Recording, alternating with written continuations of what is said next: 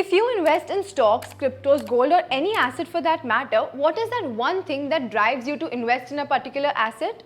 Your evaluation that you will sell it for a profit later. In the same way, the companies of the world invest in businesses only to earn more than their investment. But one of the largest companies in the world, Google, made an apparently loss-making deal with Motorola. Surprised? Well, what is even more surprising though is that this was one of the most successful deals for Google. Welcome to Upsurge, where we make finance fun, interesting and easy, as it should be.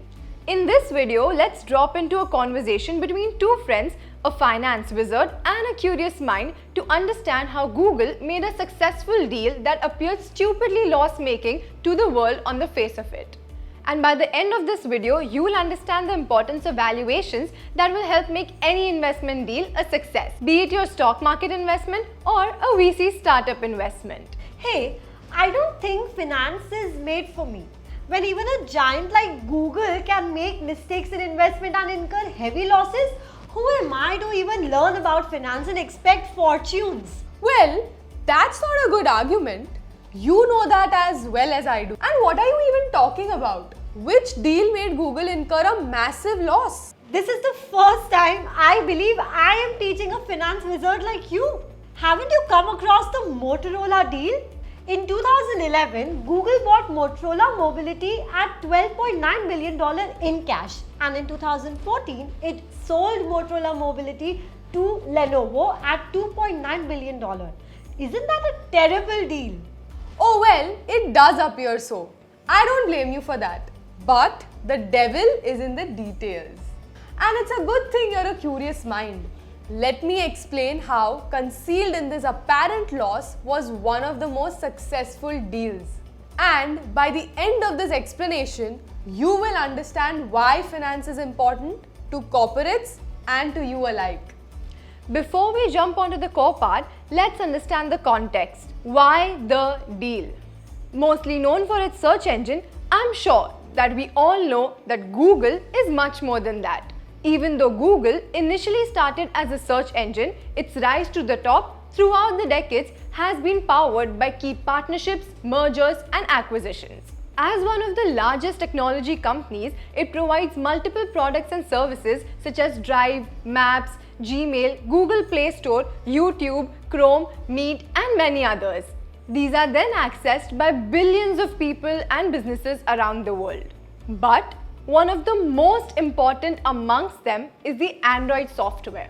Arguably, it's Google's most successful product. When smartphones started to become a norm in the late 2000s, Google released an Android software for the smartphones. Until today, Android dominates over 70% of the market share of the overall smartphone operating systems. But if you have been listening carefully, you will note that all of the Google's products are softwares. And that creates a dependency on the hardware. You can't use any software, however amazing they may be, without a hardware device. Can you? For example, how good would the Android have been if no smartphone supported it? On the side note, this is no challenge for Apple, as it has its own operating system as well as device making capabilities. But not Google. Now this is where Motorola comes into the picture. Motorola Incorporation was an American multinational telecommunications company. After having incurred significant losses for years, the company split into two independent public companies. The one was Motorola Mobility and the other was Motorola Solutions at the beginning of 2011. Motorola Solutions deals in video and telecommunication equipments for enterprises. But what Google was interested in was Motorola Mobility. And so are we.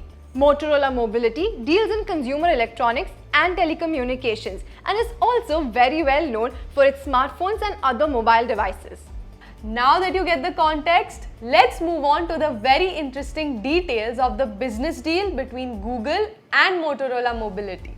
On 15th August 2011, Google announced that it will acquire Motorola Mobility for $12.5 billion by paying $40 per share. This was the largest acquisition by Google at the time, which completely baffled its shareholders. The $40 per share valuation was 63% more than Motorola Mobility's price closed on August 12th. The deal was unanimously agreed upon by the board of both the companies.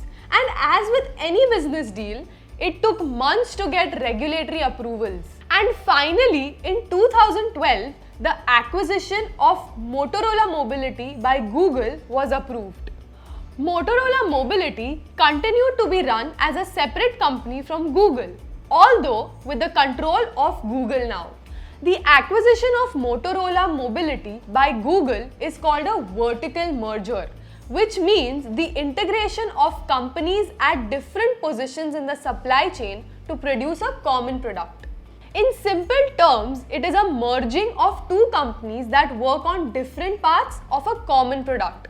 So guess what the common product between Motorola Mobility and Google here is? Well, of course, it's the Android smartphones.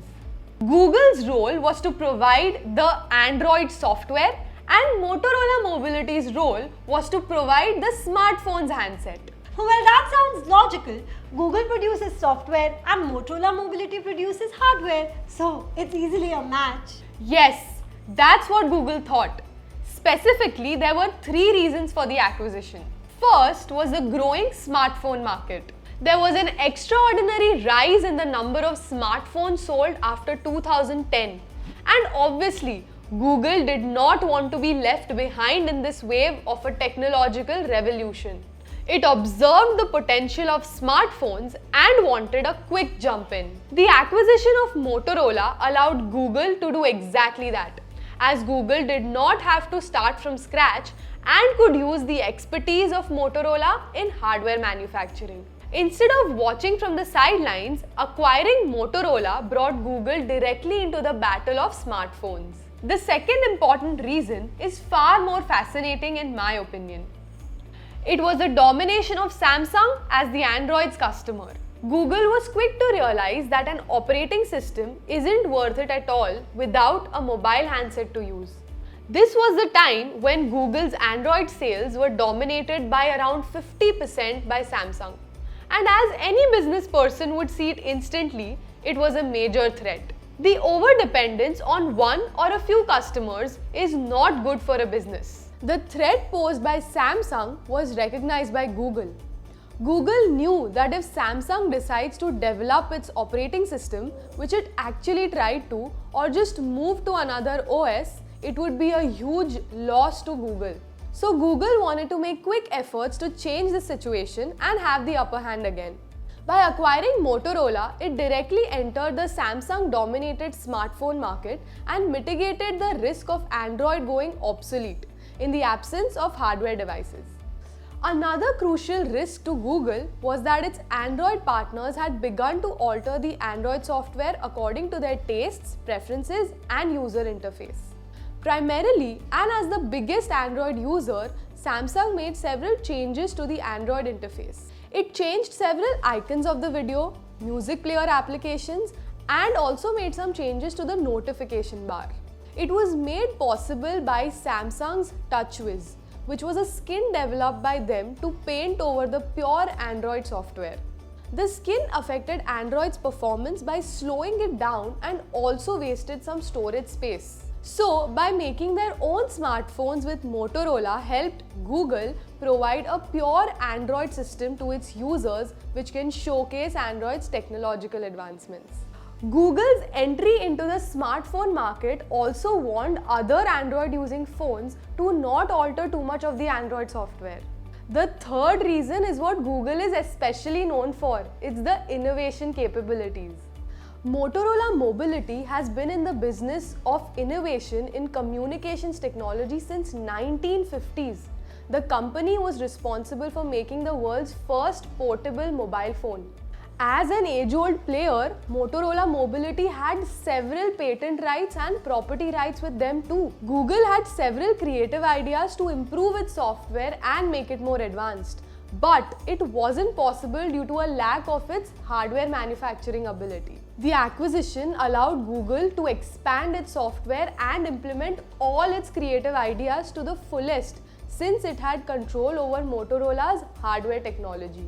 The way you are telling me, it makes all the more sense to keep Motorola Mobility. Then why did Google sell it, and that too at such a loss? That's a legit question.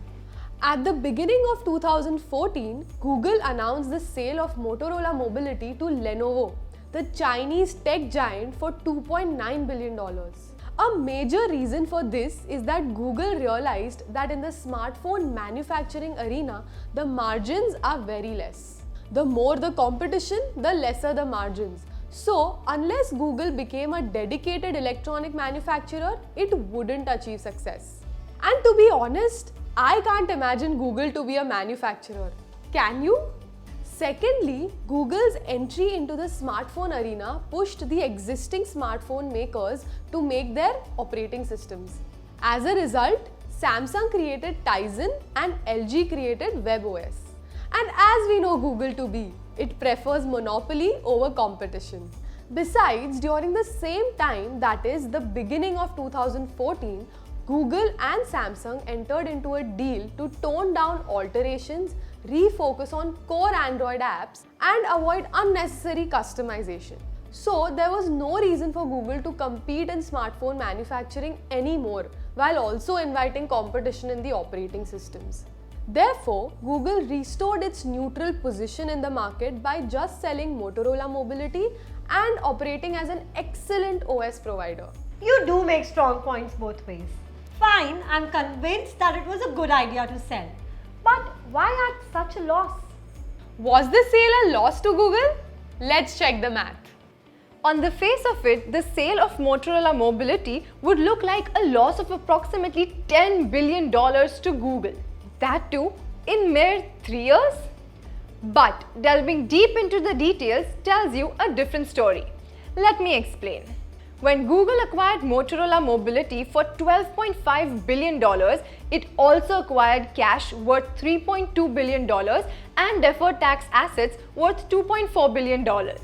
The cash is a direct exchange, so there is no loss there. The deferred tax assets are the tax benefits that you can get in the future.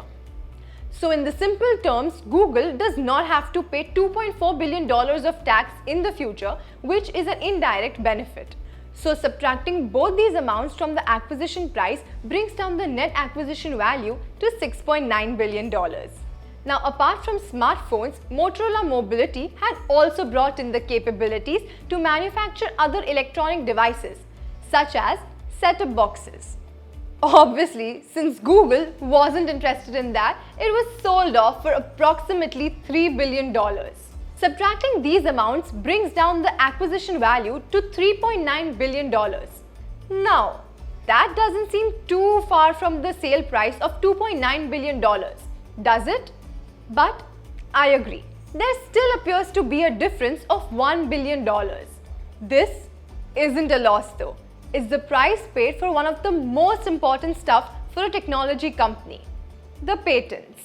Google sold Motorola Mobility for $2.9 billion to Lenovo in 2014, but it retained almost all its patents. That still doesn't convince me. How do I know that the value is really as much as $1 billion? It could still be a loss. You're right. The value of patents is not $1 billion. It is much more than that. The value of intangibles like patents is often compared to a comparable transaction. At the time, the nearest comparable transaction was Nortel patent auction, where Apple and Microsoft teamed up to buy Nortel's patent for $4.5 billion. And there's a good argument that Motorola's patent portfolio was better than the portfolio of Nortel's. Google therefore was clearly a winner in the deal by paying lesser for a better patent portfolio.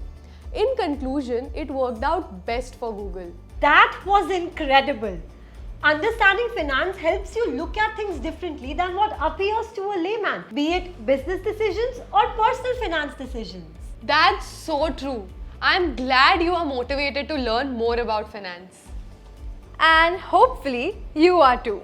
Let us know your thoughts on the Google Motorola deal. We'd love to hear them in comments. And if you're curious about how to make smart financial decisions like Google, make sure you check out our course on financial modeling and business valuations, where you learn how to evaluate and value a business. If you enjoyed this video, please like it and show your appreciation for our efforts. And consider subscribing so that you don't miss out on the next explainer video on finance. See you in the next video.